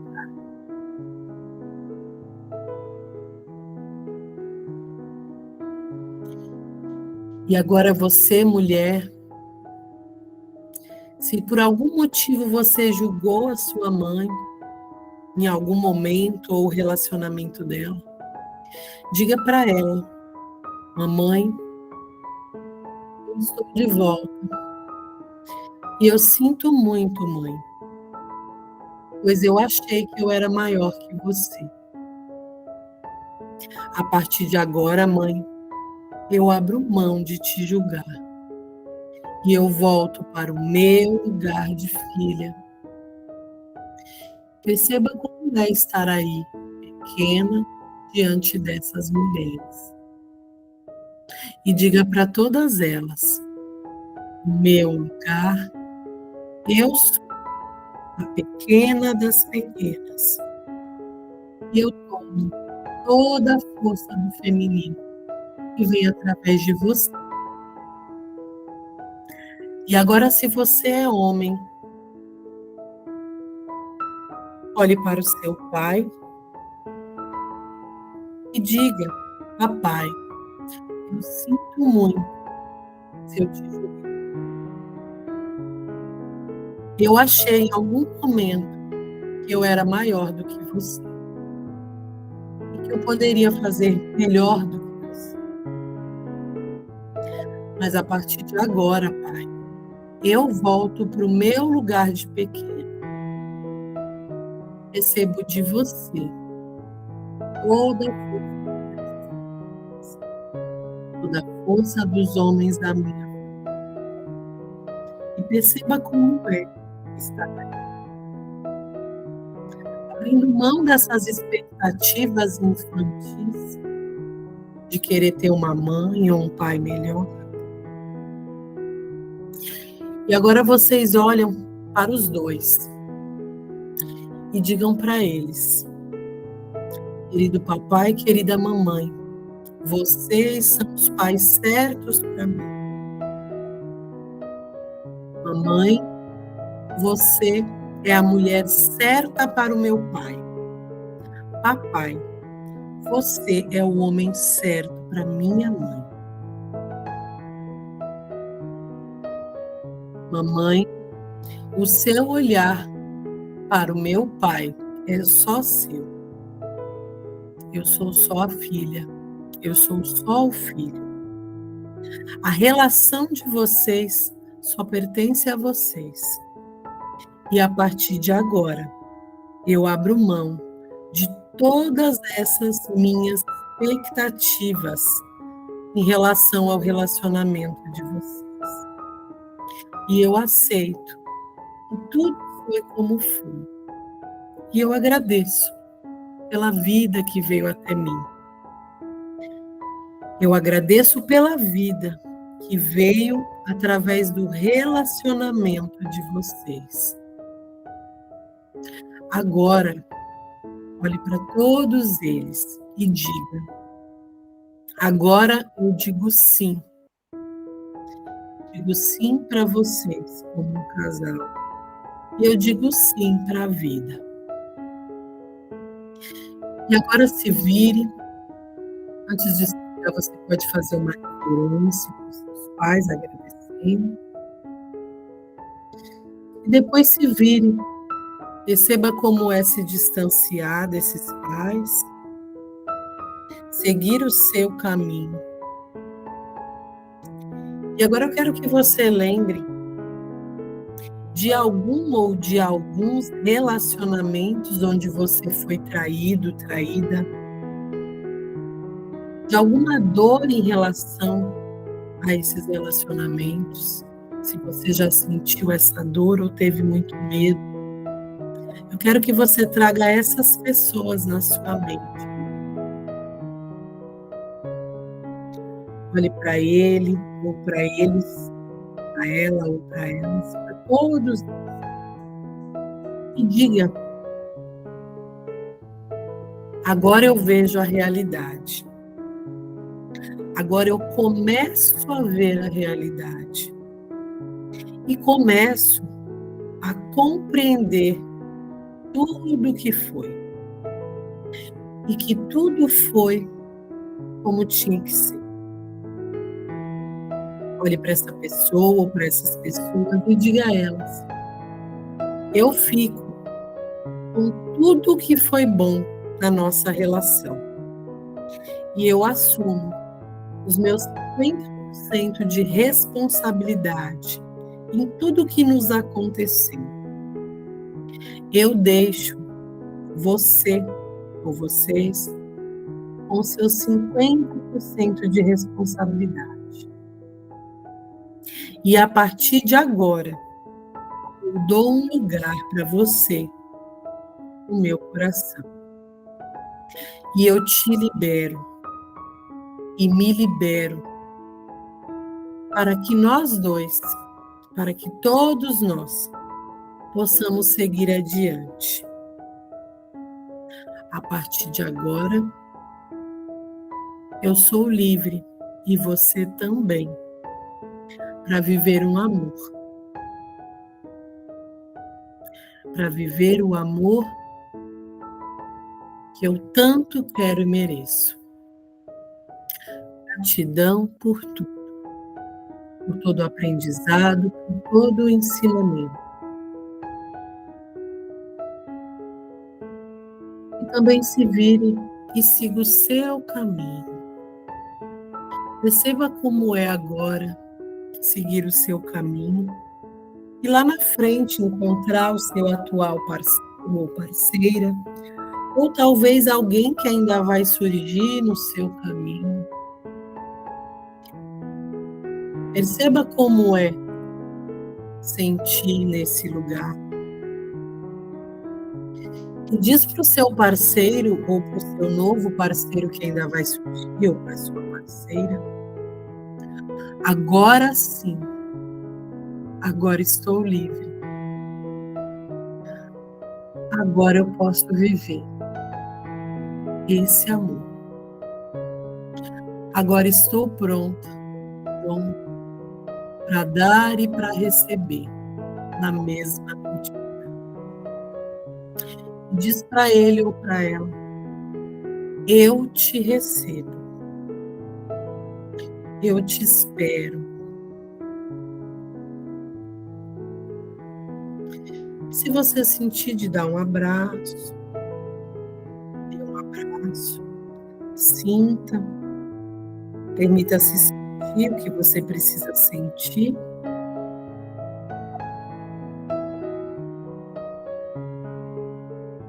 E depois dê as mãos a este parceiro, a esta parceira, este companheiro, esta companheira. E olhem juntos numa mesma direção. Perceba como é olhar de mãos dadas. Perceba a força que vem dessa relação. E olhando para tudo isso, aos pouquinhos, vai voltando para o aqui, para o agora, voltando a entrar em contato com o seu corpo. Quando vocês se sentirem bem, podem abrir os seus olhos. Vou parar aqui a nossa gravação. Espera aí.